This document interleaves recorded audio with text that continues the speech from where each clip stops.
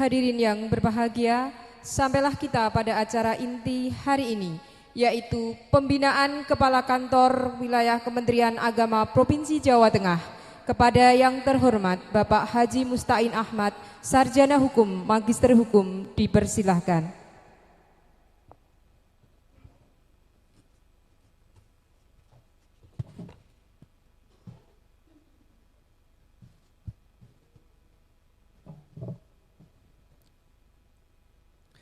Assalamualaikum warahmatullahi wabarakatuh. Semangat pagi Bapak dan Ibu sekalian. Bismillah, alhamdulillah, syukrulillah, assalatu wassalamu ala rasulillah Sayyidina Muhammad ibni Abdillah wa ala alihi wa ashabihi wa mawalah wa la hawla wa la quwata illa billah, amma ba'd. Yang saya hormati Kepala Kantor Kementerian Agama Kabupaten Grobogan, sahabat saya Pak Haji Imron, kandidat doktor. Sebentar lagi lulus Pak Imron. Yang saya hormati sahabat-sahabat saya, para pejabat utama di lingkungan Kantor Kementerian Agama Kabupaten Grobogan, Pak Kasih Pendidikan Madrasah, pengawas madrasah. Yang saya hormati sahabat saya, Kepala Madrasah Aliyah Negeri 1 Grobogan, saya manggilnya Mas saja, Mas Dr. Andes Haji Suprapto MPD, biar tidak terlihat tua. Karena tadi Pak Imron selalu menyebut saya orang tua, tapi kalau lihat semangatnya Pak Imron nggak kelihatan tuanya. Dan saya ingin meniru kita semua, umur boleh tua, kondisi, posisi boleh saja menjadi orang yang tua atau dituakan, tetapi jangan seperti yang diledek lagunya Ebit GAD itu. Kau nampak tua dan lelah. Jangan lelah, mudah-mudahan jadi berkah.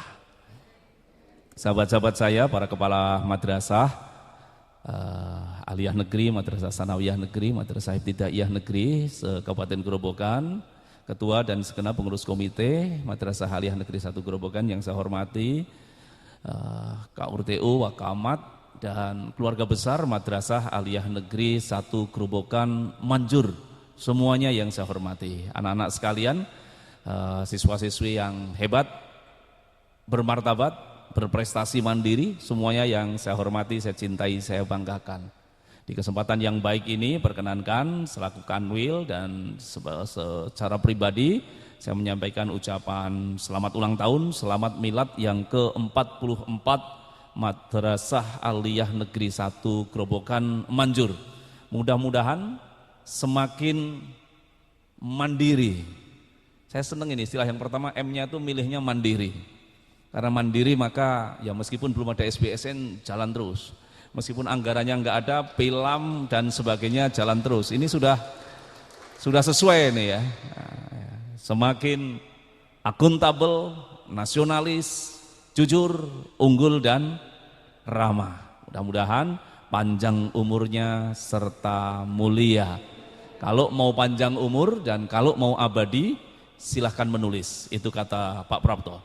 Ya, ini teman-teman para guru penulis semuanya yang saya hormati, luar biasa dengan karya, baik yang karya sendiri-sendiri maupun keroyokan. Karena yang disebut main hakim sendiri, ternyata itu keroyokan. Jadi ada istilah unik kan, di masyarakat itu ada kelihatan itu ada main hakim sendiri. Kalau kita lihat ternyata enggak sendiri mereka, keroyokan. Gitu. Maka kalau tadi ada buku yang ditulis secara keroyokan, ada buku yang ditulis mandiri masing-masing, ini bagian daripada kita berupaya agar hidup kita panjang umurnya serta mulia. Bahkan tadi Pramudia Anantatur menulisnya, kalau mau abadi menulislah. Gitu. Sudah ada 2 buku yang saya tulis. Buku pertama adalah skripsi, buku kedua adalah tesis. Orang pasti bertanya, Pak Kanwil udah nulis apa gitu. Baik, sahabat-sahabat semua yang saya hormati, saya juga menyampaikan ucapan selamat atas prestasi yang telah ditorehkan oleh Man 1 Grobogan, baik itu oleh siswanya, oleh gurunya, oleh kepala madrasahnya, maupun secara kelembagaan. Sering saya sampaikan Majeng yang menjadi tagline kita, yang menjadi semboyan kita se-Jawa Tengah, itu moderat, akuntabel, jernih, ngayomi, tidak pakai me. Kalau yang di situ masih ada pakai me-nya. Yaitu nggak usah ditulis dan nggak usah dieja dengan bahasa Indonesia. Jadi itu bagian dari semangat kita. Majeng punya 3 makna selain soal huruf-hurufnya yang memberi inspirasi. Saya pernah sampaikan juga di madrasah ini. Majeng yang pertama itu hari ini lebih baik dari hari kemarin, atau dalam bahasa Indonesianya maju. Itu majeng. Kalau hari ini kita lebih baik dari hari kemarin, tahun lalu saya datang di madrasah ini belum ada film, sekarang ada film. Tahun lalu belum masuk ke pilot project zona integritas, sekarang sudah masuk zona integritas, itu namanya majeng. Majeng yang kedua itu mempunyai makna kita hadir dalam kebutuhan masyarakat. Kita hadir memenuhi harapan masyarakat. Itulah kenapa kita harus melakukan reformasi birokrasi, kenapa kita harus membangun satker kita menjadi satker zona integritas menuju WBK dan nanti kemudian WBBM. Itu bagian karena pemerintah negara harus hadir di dalam harapan, di dalam persoalan yang dihadapi masyarakat. Dan yang ketiga, majeng itu punya makna kesediaan, keberanian untuk diukur, untuk di-asesmen, untuk dinilai, untuk bertanding, siap untuk ditandingkan, disandingkan, dan dibandingkan dengan instansi, institusi yang lain. Ini makna majeng yang ingin kita dari hari ke hari, dari waktu ke waktu, ingin kita bangun bersama-sama se-Jawa Tengah. Bapak dan Ibu, sahabat-sahabat semua yang saya hormati, sebagaimana pernah saya sampaikan juga di madrasah ini, persoalan kebangsaan kita adalah masih tertinggalnya kita dibanding misalnya dengan negara-negara yang memulai kehidupan bernegaranya bareng-bareng kita. Banyak negara, Korea misalnya, yang sekarang barang-barangnya ada di kantong kita masing-masing, di ruangan ini dan sebagainya, memulai kemerdekaannya hampir berbarengan bahkan lebih dahulu kita. Tetapi dari sisi kemajuan teknologi, mereka jauh lebih maju, lebih cepat dari kita. Kalau kita bicara dengan kekayaan alam kita, tidak ada yang mengalahkan kekayaan alam Indonesia. Tapi pertanyaannya, kenapa kita belum bisa menjadi negara sejahtera? Kenapa kita belum bisa menjadi negara kaya? Kalau kita bicara bahwa negara kita sudah semakin membaik, iya, harus kita syukuri. Dulu ketika kita merdeka, angka kemiskinan itu 90%. Yang makan nasi cuma 10%, yang lain makan jagung, yang lain makan burger, yang lain makan yang lain. Sekarang semua makan nasi. Waktu kemudian Bung Karno memulai pemerintahan dan di akhir tahun 65 atau 66, angka kemiskinan kita sudah turun. Jadi sekitar 60%.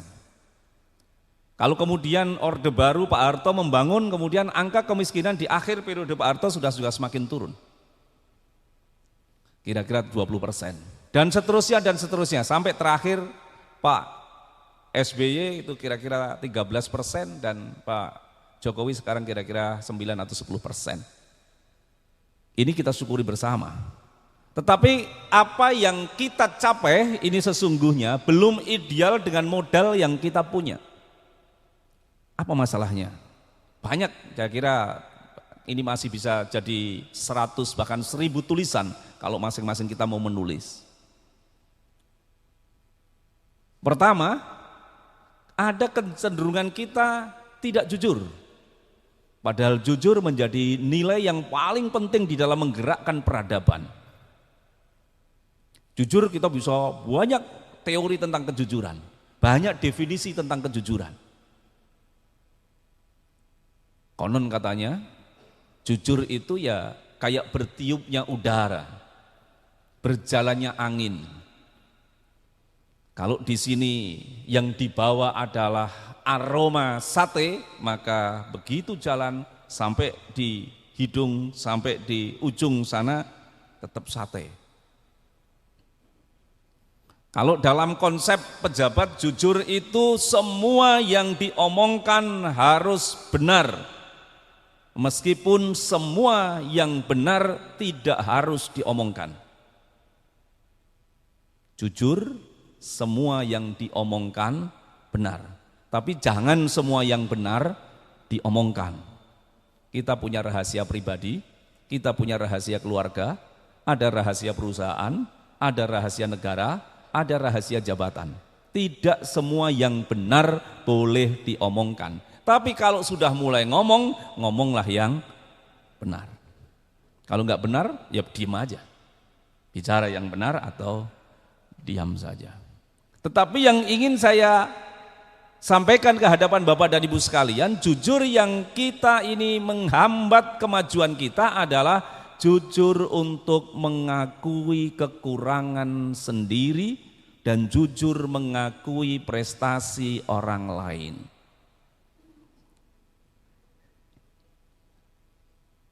Kita menerima banyak fasilitas dari kerja kepala urusan tata usaha dan tenaga kependidikan, sehingga setiap tanggal 1 kita gajian. Tapi jarang tanggal 1 pagi, siang, sore itu orang berterima kasih kepada pembuat daftar gaji. Matur nuwun, gaji saya tepat waktu, jam 00:01 sudah masuk ke HP saya. Tapi begitu gaji bermasalah, dicarilah orang pembuat daftar gaji itu. Hal-hal yang baik seringkali kita lewatkan begitu saja. Itu secara pribadi dan kemudian itu meluas. Jadi orang gampang sekali melihat sesuatu yang kurang di orang lain tetapi menyediakan 1001 kata pemaaf untuk kekeliruan dan kesalahannya. Ini yang membuat kita tidak maju. Maka sejak di keluarga, sejak di anak-anak, biasakan anak-anak ini kita semuanya untuk enteng mengucapkan terima kasih dan minta maaf. Terima kasih kita menghargai prestasi orang lain, minta maaf karena kita punya kekurangan. Saya nyadari ini Pak Imron juga belum lama. Jadi kira-kira baru sekitar 17 tahun yang lalu. Wah, ada hal yang harus saya perbaiki dalam diri saya. Ceritanya waktu itu sepulang dari kondangan dari walimahan begitu. Jadi sejak pagi itu adanya uring-uringan saja, Pak. Jadi saya menunggu istri saya yang ora rusak jane ning dandan, ora rusak kok didandani itu gitu. Gitu. Jadi bersolek, bermake up lama begitu. Delalah ada saja kunci yang keterisut sehingga lama sampai dengan pulang. Delalah menjelang sudah mau dekat rumah itu ada orang yang tiba-tiba motong jalan mendadak begitu. Saya perhatikan dari pagi istri saya itu diam dan terus memperhatikan saya sampai di peristiwa itu. Dan setelah pulang, kemudian kita bebersih, selesai, istri saya tanya pada saya, "Pak, Bapak ini apa pernah menerima wahyu dari Allah Subhanahu wa Ta'ala?" Saya agak kaget dengan pertanyaan ini, kemudian saya balik bertanya, "Pertanyaan ibu kok aneh, ada apa?" Sejak menikah katanya, dan puncaknya pagi hari sampai siang tadi, saya sangat memperhatikan Bapak. Dan kayaknya Bapak kok nggak pernah salah ya. Bapak kok bener terus ya. Padahal waktu dulu ibu ngaji, manusia yang nggak pernah salah, bener terus, itu hanya Nabi. Ibu kok berpikir jangan-jangan Bapak ini Nabi yang ke-26 atau ke-27. Malu sekali saya mendengar pertanyaan itu. Betapa kita ini sangat egois, dupeh suami, dupeh kepala rumah tangga, dupeh kepala, aku mau menyebut kepala madrasah kok enak, kepala kanwil begitu, terus merasa bener terus gitu ya. Dan itu pelakunya jangan cuma menatap saya seolah-olah tertuduhnya saya, jenengan pelakunya juga gitu. Di jalan raya jenengan nggak pernah mengaku salah, yang selalu dimarah-marahin orang yang motong sembarangan, yang berhenti sembarangan, yang nyalip dari kiri, selalu orang lain marah. Pernah jenengan di jalan raya merasa salah? Nggak pernah, karena penjenengan mungkin Nabi yang ke-125 atau yang keberapa. Ayolah kita berani melakukan introspeksi, nggak usah nuding sana sini. Kalau Indonesia belum sesuai dengan harapan, nggak usah nyalahkan karena si A begini, si B begini, karena politisinya begini, karena pengusahanya begini, karena begini. Tanya saja. Karena kita ini guru, kita ini birokrasi, gurunya seperti apa? Birokrasinya seperti apa? Karena saya bukan guru, maka saya lewati ini biar Bapak dan Ibu para guru yang menjawab pertanyaan gurunya ini memberikan andil bagi kemajuan bangsa atau ikut andil di dalam menghambat kemajuan itu. Tapi kalau kita bicara birokrasi, lama sekali birokrasi kita ini brengsek. Delalah itu bahasa dilallah gitu. Delalah. Kita ini menerjemahkan government itu pemerintah. Coba rasakan, pemerintah. Apa tugasnya? Pengawas. Apa tugasnya? Pemerintah. Saya ini pemerintah. Maka dalam alam bawah sadar saya selalu mengatakan pada diri saya, kalau nanti saya di jalan saya harus memerintah. Kalau saya di kantor saya harus memerintah. Itulah yang kemudian membuat birokrasi kita menjadi tidak ideal. Birokrasi kita kendoro-ndoroan. Birokrasi kita keningrat-ningratan. Bahkan kemudian dalam konteks Jawa ada istilah pemerintah itu pangreh projo. Pernah mendengar kan kata ini? Pangreh tugasnya ngereh itu apa? Merintah.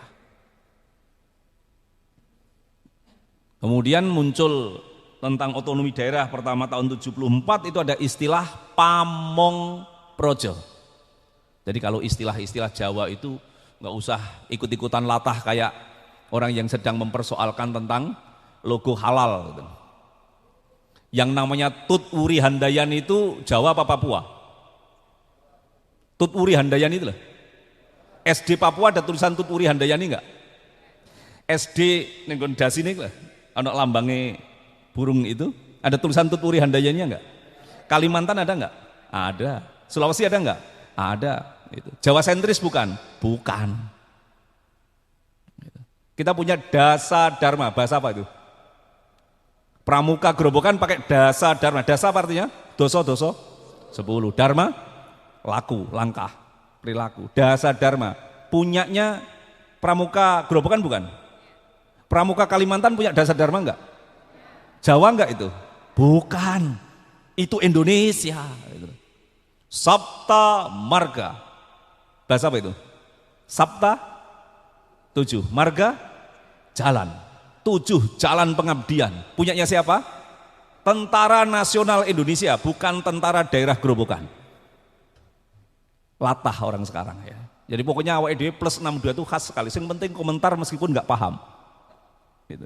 Sehingga antara nulis halaka dengan halaka itu disambung-sambung pokoknya itu. Gitu. Dan kemudian kelihatan betul kalau dia nggak ngerti khot, nggak ngerti bahasa Arab.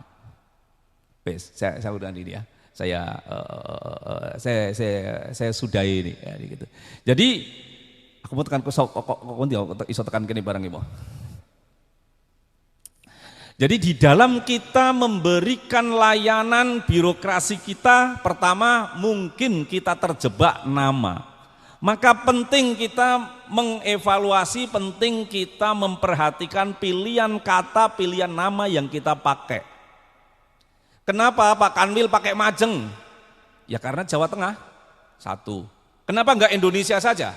Toh pegawainya bukan cuma orang Jawa Tengah saja, pakai Maju. Maju sudah dipakai presiden, dipakai Pak Jokowi. Indonesia maju. Ya sopan-sopannya ya jangan nyamai presiden. Lamun banter ojo ngelancangi, lamun pinter ojo ngguroni, lamun mandi ojo mateni. Maka kemudian kita pakai. Oke, birokrasi kita terkungkung itu. Lalu kemudian kita lakukan evaluasi apa yang kemudian bangsa ini menyebutnya sebagai reformasi nasional. Di reformasi nasional itu kita menemukan istilah bahwa kita pemerintah ini adalah abdi negara dan abdi masyarakat. Nah, disitulah kemudian kita mempunyai landasan yang kuat tentang siapa diri kita. Kita ini pemerintah. Siapa pemerintah? Sebagai terjemahan dari government itu alatnya negara untuk mewujudkan tujuan negara. Karena pemerintah itu alatnya negara, maka aparatur pemerintah adalah aparat alat negara. Karena dia alat negara, maka dia harus setia, harus loyal kepada negara.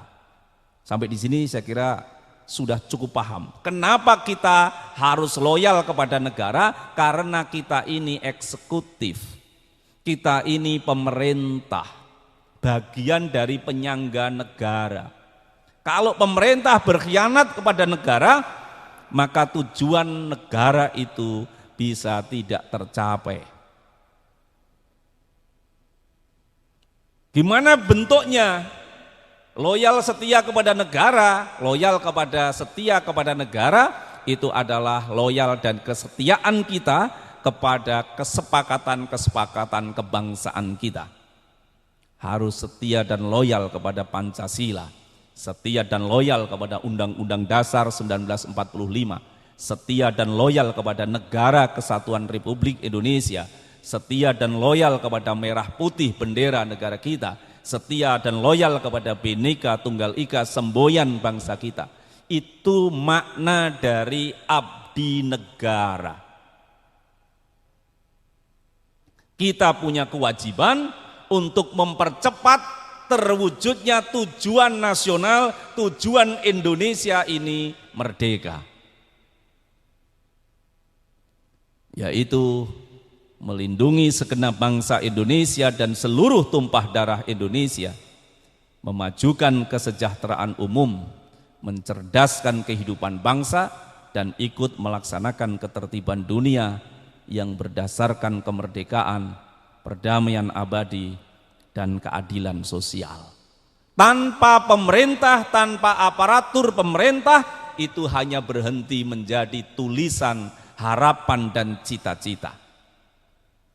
Abdi negara ini punya sisi yang lain, punya wajah yang lain, yaitu abdi masyarakat. Begitu kita memilih menjadi ASN, ASN itu menurut Undang-Undang 5 2014 isinya ada dua, PNS dan non-PNS. Di dalam Undang-Undang non-PNS itu disebut sebagai PPPK, Pegawai Pemerintah dengan Perjanjian Kerja. Memang belum selesai penyusunannya, tetapi nanti aparatur pemerintah, aparatur sipil negara isinya hanya dua ini. Kalau PNS sudah jelas, yang nanti yang lain, yang honorer, pramubakti, kontrak dan sebagainya, nanti semua akan diarahkan menjadi P3K. Termasuk kita juga harus mulai tahu bahwa kebijakan negara, dalam hal ini Badan Kepegawaian Negara, itu memutuskan untuk mulai tahun 2021 tidak ada lagi pengangkatan guru sebagai PNS, tetapi guru akan diangkat sebagai P3K. Problemnya bukan cuma di guru, problemnya juga ada di tempat lain. Misalnya kita sekarang juga kekurangan penghulu, maka tahun ini mudah-mudahan bisa terwujud di tahun 2022. Tahun 2022 ini sudah terwujud, kita usulkan mudah-mudahan di 2023 atau syukur di 2022 ini bisa terwujud, yaitu penghulu yang bukan PNS, penghulu yang P3K. Banyak persoalan yang kita hadapi sehingga begitu saya ngomong itu kadang-kadang muncul juga persoalan-persoalan. Bicara tentang penghulu, semua ingat kemarin sempat viral di Semarang, konon ada pernikahan antara agama Katolik dengan agama Islam. Bapak dan Ibu, sudah saya pastikan di 582 KUA se-Jawa Tengah pernikahan itu tidak tercatat di KUA. Kita tidak tahu itu dicatat di mana, itu pernikahan bagaimana dilaksanakan, tetapi kita pastikan Kementerian Agama dalam hal ini KUA Kecamatan confirm menjalankan undang-undang dan peraturan yang berlaku. termasuk di dalam menjalankan penegakan hukum munakahat, hukum pernikahan menurut syariat agama Islam. Jadi ada dua, isinya ada dua, PNS dan non PNS sekarang sebutnya, atau nanti semua akan menjadi P3K. Begitu kita dengan segala kesadaran masuk dalam bagian itu, maka tadi pagi saya menyerahkan 28 SK CPNS.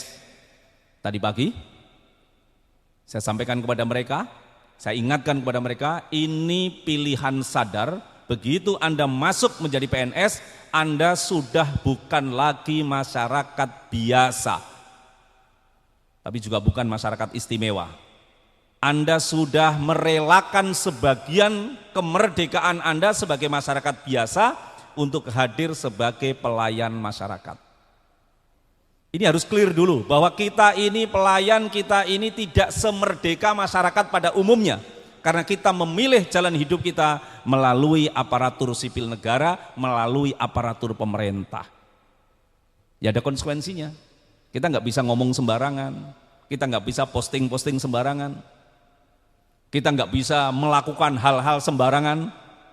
Semua ada kode etiknya, semua ada peraturan disiplinnya.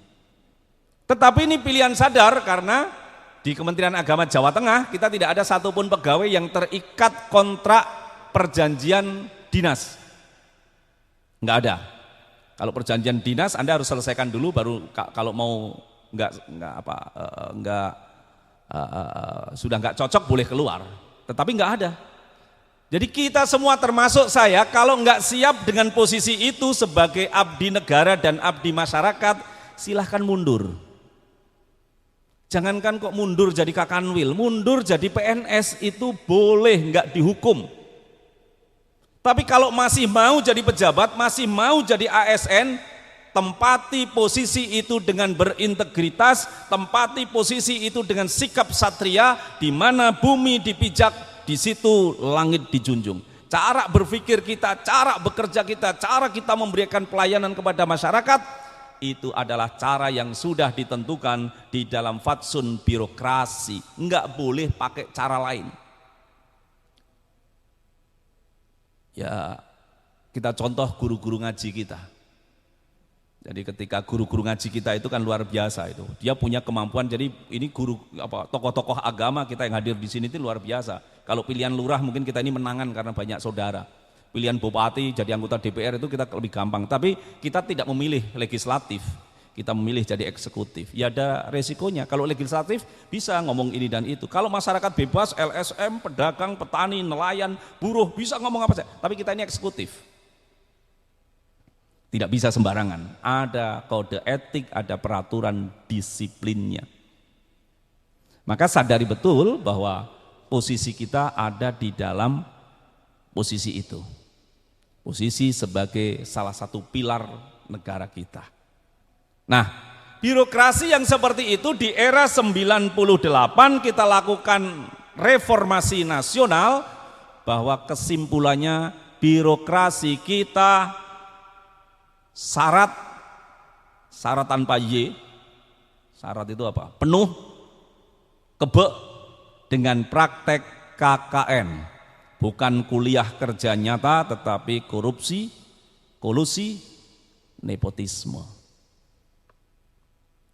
Dan ini yang membuat kenapa negara kita tidak segera maju, kenapa negara kita tidak segera. Bukan cuma kita, birokrasi yang melakukan evaluasi diri. TNI Polri saya kira salah satu institusi yang berhasil mengidentifikasikan dirinya untuk melakukan perubahan. Sehingga dulu guyonannya seorang letnan kolonel pensiun, maka dia sudah berpikir saya mau jadi bupati atau jadi wali kota mana, saya akan jadi anggota DPRD mana. Ketika waktu itu masih ada fraksi TNI Polri. Ketika waktu itu bupati wali kota kita tidak tahu datangnya dari mana, tiba-tiba dia jadi bupati wali kota dengan persetujuan DPRD. Tapi reformasi nasional membuat TNI dan Polri menyadari fungsinya sebagai tenaga, sebagai fungsi keamanan dan fungsi pertahanan, maka lembaga ini meninggalkan dunia gelanggang politiknya. Keputusan yang luar biasa, meskipun kalau mau nekat sebenarnya TNI Polri bisa. Lalu kita bagaimana kita yang sipil ini? Ya selalu saja kita ini rame di pembahasan, rame di diskusi, rame di komentar, tapi kemerutuk. Enggak ada hasilnya. Sesungguhnya bahkan sejak zaman Pak Harto dulu, soal pendaya gunaan aparatur negara ini sudah diurus.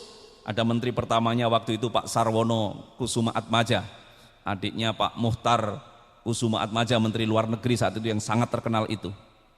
Dan kemudian kementerian ini dilengkapi, diteruskan dengan istilah Kementerian PAN dan RB, pendaya gunaan aparatur negara dan reformasi birokrasi. Pendek kata Bapak dan Ibu, kalau diterus-teruskan cara bekerja dengan cara lalu, birokrasinya tambun, birokrasinya manja, birokrasinya kendoro-ndoroan, birokrasinya korup, mau bagaimanapun sekaya apapun negeri kita tidak akan jadi negara maju, kita tidak akan jadi negara sejahtera. Maka dibuatlah satu pola bagaimana kita memperbaiki pelayanan kepada masyarakat oleh birokrasi dengan apa yang disebut dengan reformasi birokrasi. Reformasi birokrasi ujungnya ada dua. Satu, komitmen anti korupsi, kolusi, dan nepotisme. Sepanjang layanan masih ada nyerempet-nyerempetnya ke situ, pasti layanan itu tidak berjalan baik, tidak ideal. Yang kedua, kepuasan masyarakat dengan layanan kita. Jadi maka nanti akan ada pengukuran indeks kepuasan masyarakat. Bahkan bukan itu saja, Menpan RB kemudian meningkatkan kepuasan masyarakat itu menjadi kebahagiaan masyarakat. Sedemikian tergopoh-gopohnya kita ngoyak itu, saya belum masuk di PTSP Pak Imron itu. Mungkin di PTSP sekarang disiapkan juga area bermain anak ya. Belum ya, di Salatiga kemarin dilihat ada ya, ada. Saking pengen menciptakan kebahagiaan masyarakat gitu. Ruang laktasi, ruang konsultasi dan sebagainya dan sebagainya. Jadi layanan kita sudah tidak berhenti di kepuasan masyarakat tapi sudah meningkat ke kebahagiaan masyarakat. Jadi reformasi birokrasi arahnya ke sana. Nah, cara mengarah ke sana itu dengan apa? Merekayasa dalam arti positif, memaksa kita bekerja sebagaimana Pak Prapto memaksa guru-guru ini dengan SK dan penugasan menulis, akhirnya semua bisa menulis, akhirnya muncul buku dan para penulis ini akan abadi karena ditulis di buku itu. Kita membuat cara memaksa birokrasi untuk melakukan perubahan dengan apa yang disebut sebagai pembangunan zona integritas. Ini sebenarnya bagi madrasah bukan hal yang baru. Madrasah itu termasuk satu Grobogan sudah pernah ikut akreditasi, benar ya? Jadi untuk bisa disebut madrasah berkelas, madrasah berkualitas, madrasah bermutu, itu harus mau ikut akreditasi madrasah. Dan nanti ujungnya ada predikat A, B, C masih ada ya? Akreditasi C. Nah, gitu. Tapi kalau birokrasi, kalau zona integritas ini diibaratkan akreditasi, meskipun nggak sama persis ya, tapi kira-kira begitu, nanti predikatnya itu hanya ada A dan B, nggak ada C. Tidak bisa langsung A, harus B dulu. Kalau madrasah bisa langsung A. Akreditasi pertama langsung A gitu, bisa ya? Bisa. Bisa atau jarang ya. Tetapi kalau birokrasinya bukan madrasahnya, tapi birokrasinya birokrasi Kemenak, birokrasi Kanwil, nggak bisa langsung A. A itu sebutannya adalah WBBM, Wilayah Birokrasi Bersih Melayani. Nggak usah didiskusikan ini ngentek-ngentek keragat, ngentek-ngentek waktu. Kenapa kok WBBM? Kenapa kok nggak BWBMW gitu ya Pak? Ini istilah yang dibuat oleh Menpan ya, dia yang punya sana ya suka-suka Menpan mau pakai istilah apa. Kita baru bisa setelah ada pengukuran penilaian nasional, tingkat nasional nanti, kita akan mendapatkan predikat pertama sebagaimana tadi Pak Prapto sudah sampaikan, Man Insan Cendekia Serpong, Pak Imron tadi sampaikan, Kemenak Kota Salatiga, predikat pertamanya adalah WBK, wilayah bebas korupsi. Tapi saya ingin membacanya wilayah bebas dari korupsi. Ya, jadi pembangunan zona integritas yang ada 8 area perubahan itu masing-masing sudah dibagi pokjanya, baik itu oleh Pak Kemenak maupun dari Kepala Madrasah. Kemudian di daerah itu ada 6 area karena soal regulasi dan struktur itu ada di pusat, kecuali kemudian pengesahan SOP pelayanan kita. Di situ kita lakukan perubahan, di situ kita lakukan perbaikan, kemudian satu gerobokan masuk di antara 15 madrasah aliyah yang lain, untuk madrasah sanawiyah dan ibtidaiyah belum. Kemarin saya kabarkan pada Bapak Ibu yang saya hormati, yang bisa masuk tim penilai nasional dari 5 ribuan satker se-Indonesia itu hanya 49 yang dinilai oleh Menpan RB. Dari 49 itu 15 diantaranya ada di Satker Provinsi Jawa Tengah. Yang tahun lalu di 2020, yang diumumkan di 2021. Dari 49 itu yang berhasil mendapatkan predikat WBBM nihil. Enggak ada. Enggak usah tepuk tangan kalau ini enggak membanggakan ini. Ya, tapi ya ini support bagi kita. Yang berhasil mendapatkan WBK hanya atau baru 2. Semua kantor termasuk Inspektorat Jenderal, Sekjen, macam-macam itu, Dirjen Haji, Dirjen ini, Kanwil itu, yang berhasil mendapatkan predikat WBK kantor hanya 1 se-Indonesia, yaitu kantor Kementerian Agama Kota Salatiga, Jawa Tengah. Sebenarnya kemarin ada 11 kemenak yang lain termasuk 1 Kanwil. Kanwil kemarin dinilai dan tidak berhasil, belum berhasil, nggak apa-apa. Orang semangat perubahan kita itu trial and error, bukan trial and sukses. Trial, error, mencoba maju kalah, maju sukses untuk yang kesekian kalinya. Nggak boleh kehilangan semangat, Pak Kepala Kemenak. Apalagi kemudian kalau melihat, lu madrasah kok yang bisa baru Man IC, ya memang begitu. Jadi ini bukan predikat yang diobral secara abal-abal, ini yang dinilai secara sungguh-sungguh. Nah, kita tidak berputus asa di situ. Sekarang ada 15 madrasah, ada 15 kemenak kabupaten kota termasuk Kanwil yang masuk untuk tim penilai internal. Kita baru tim penilai internal. Nanti tadi disampaikan insya Allah pada bulan ini nanti selesai, kita akan tahu siapa yang nanti akan masuk tim penilai nasional yang akan dinilai oleh Menpan RB. Mudah-mudahan Man 1 gerobokan nanti lolos menjadi Menpan RB. Lah langkahnya yang apa? Perbaikan di sana sini, membuat evidence sebagai bukti nyata kita bekerja bla bla bla itu, kemudian kita rekam, kita lakukan penilaian mandiri terhadap pembangunan zona integritas kita, kemudian kita submit, kita upload itu di dalam sistem penilaian reformasi birokrasi. Lalu muncullah angka-angka atau nilai yang tadi disebut oleh Pak Prapto tadi. Jadi rangkaiannya ke sana. Tanpa itu kita tidak punya cara yang terukur untuk melakukan perbaikan reformasi. Yang ada itu klaim sepihak. Klaim sepihak itu kayak seperti pedagang makanan, bakul bakso misalnya, yang dia tidak pernah menguji kehalalan produknya, tapi dia bisa menulis tulisan halal. Sehingga di tendanya kemudian ditulis dijamin halal. Siapa yang menjamin? Bakulnya sendiri. Tetapi ada, nah aku sekarang saya masuk ke ini karena ini juga digoreng-goreng gak karu-karuan. Tentang produk halal Undang-undangnya ada sejak 2014. Undang-Undang 33 2014. Kira-kira begini kira-kira. MUI itu bukan organ negara. MUI itu ormas.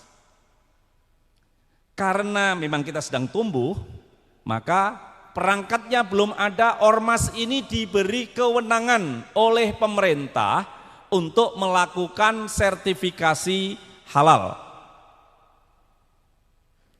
Tetapi tentu ini tidak ideal, karena sertifikasi ijazah mestinya diterbitkan oleh negara. Dosen, guru boleh meluluskan mahasiswa, tapi dosen nggak boleh bikin ijazah sendiri. Yang bikin ijazah fakultas atau perguruan tinggi.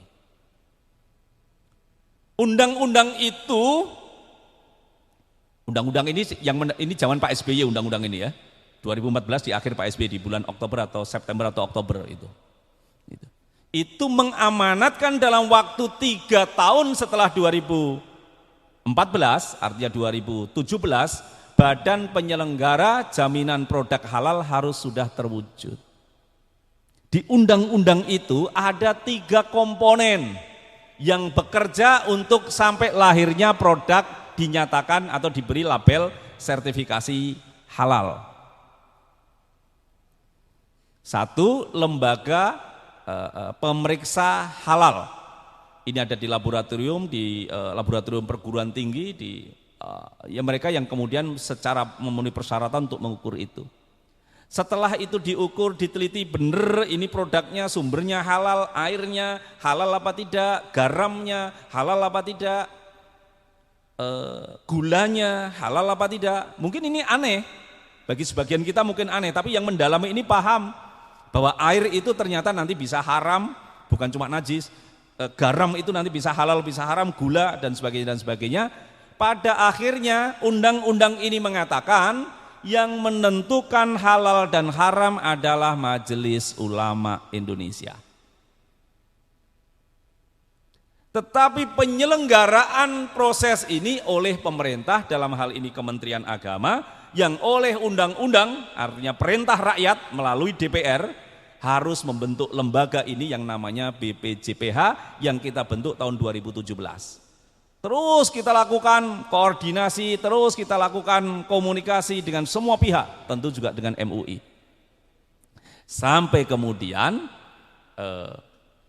label halal pemerintah sudah bisa mulai beroperasi. Artinya lembaga pemeriksa halal bekerja, MUI bekerja, hasilnya diberikan kepada pemerintah BPJPH untuk diterbitkan ijazahnya.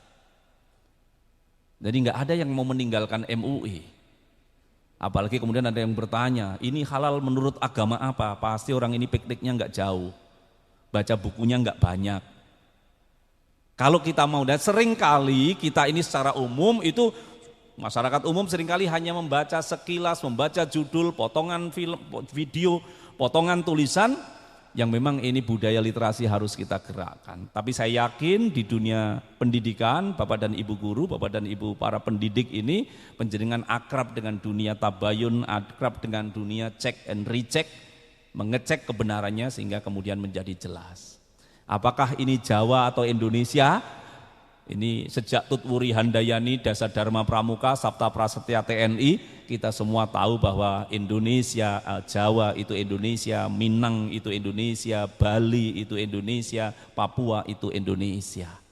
Enggak usah lebay. Kok warnanya ungu, kudung panjenengan itu ya ungu. Kok ungu,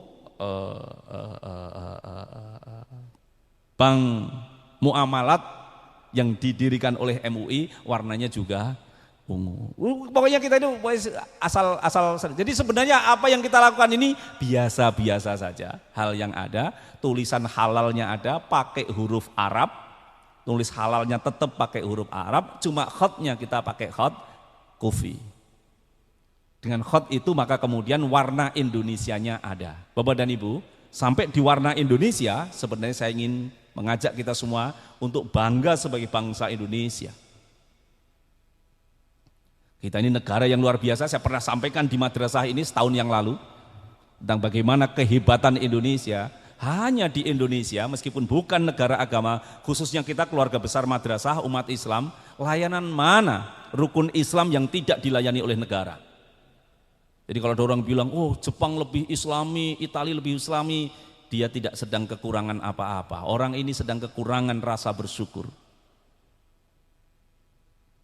Di sana susah Pak mau bikin pengajian, di sana susah mau bikin masjid, di sana susah mau melaksanakan ibadah. Enggak semerdeka yang ada di kita. Syahadat kita diurus negara, KTP kita diurus negara, buku nikah kita, akte nikah agama diurus negara, dilayani oleh negara.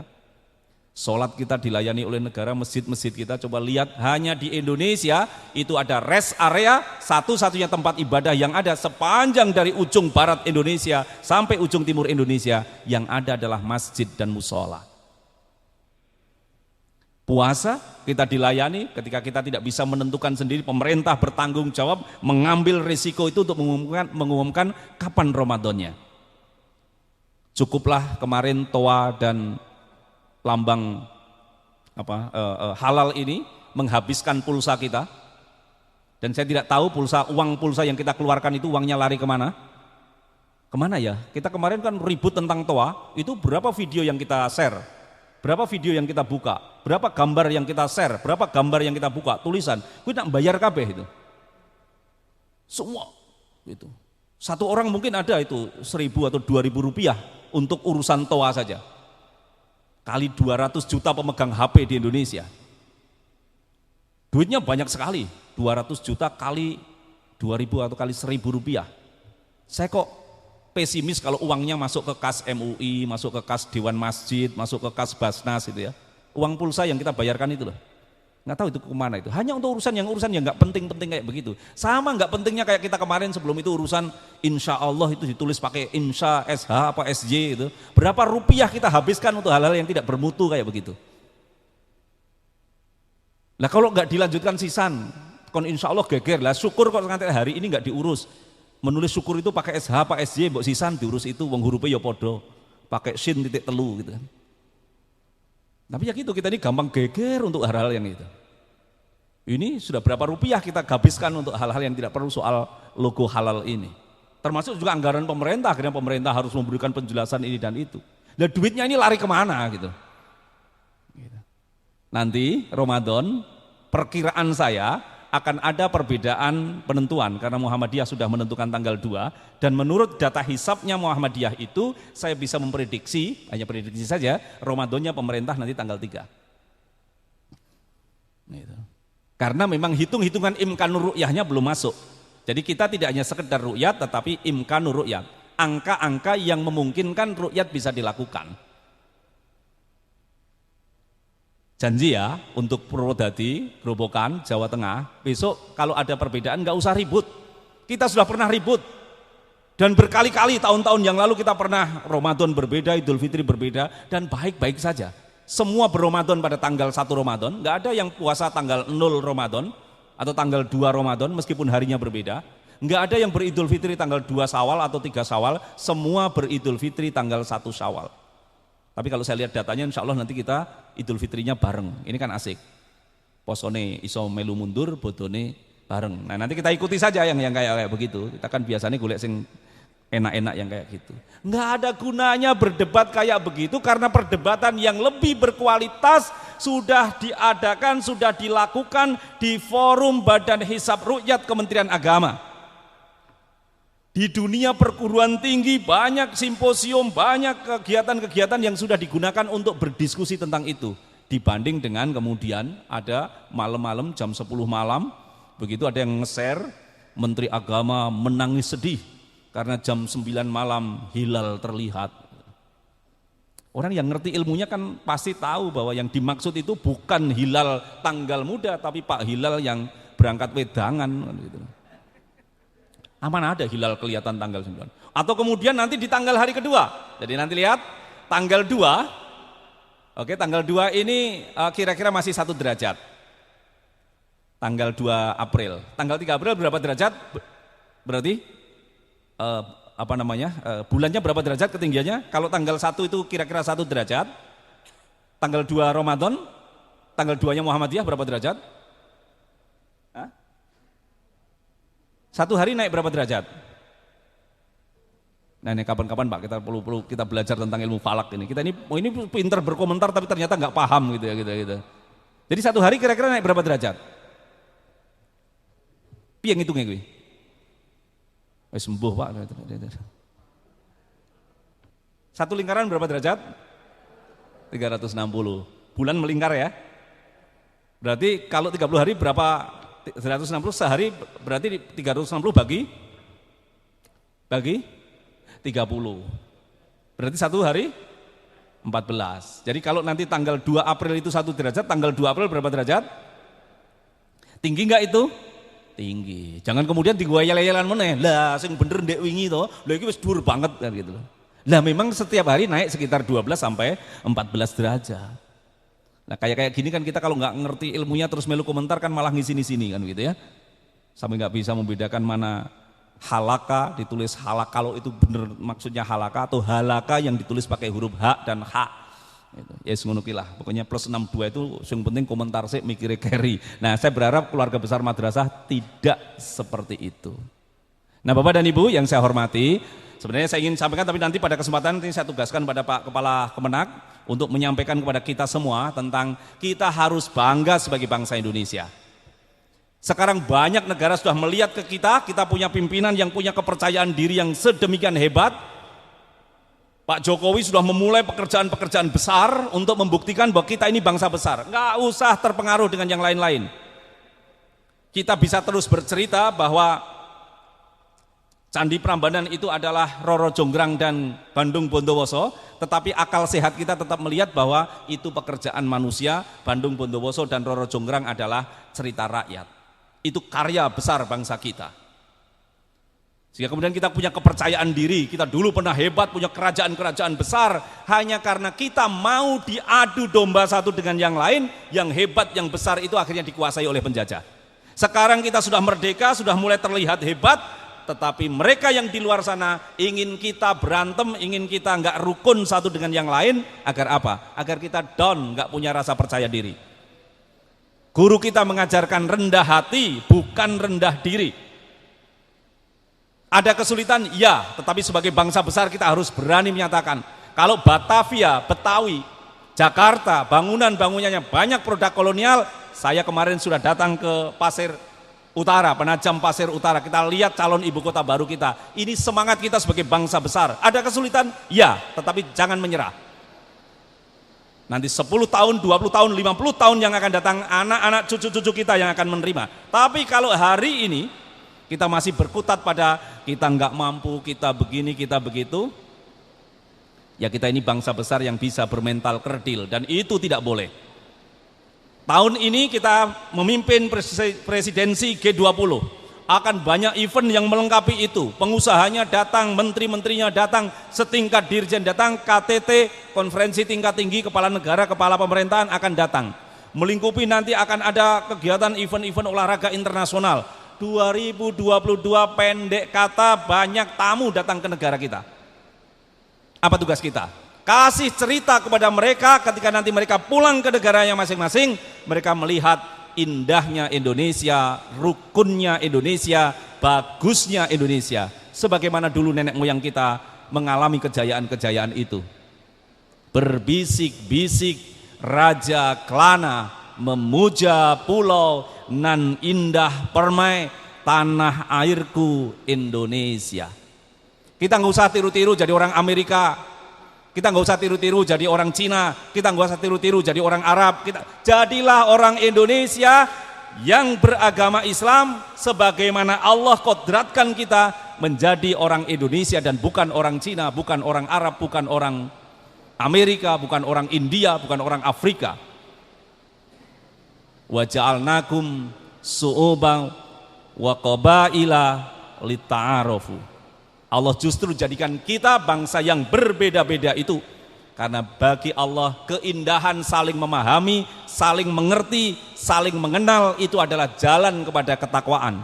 Anda bisa laki-laki, Anda bisa perempuan, min zakarin au unsa, Anda bisa dari bangsa ini, bisa dari bangsa itu, tetapi siapapun dia, dari bangsa manapun, warna kulit apapun, model rambut apapun, dia bisa laki-laki, bisa perempuan, dia mulia di hadapan Allah Subhanahu wa taala. Kalau inna akramakum indallahi atqakum, mereka yang membawa nilai-nilai ketakwaan.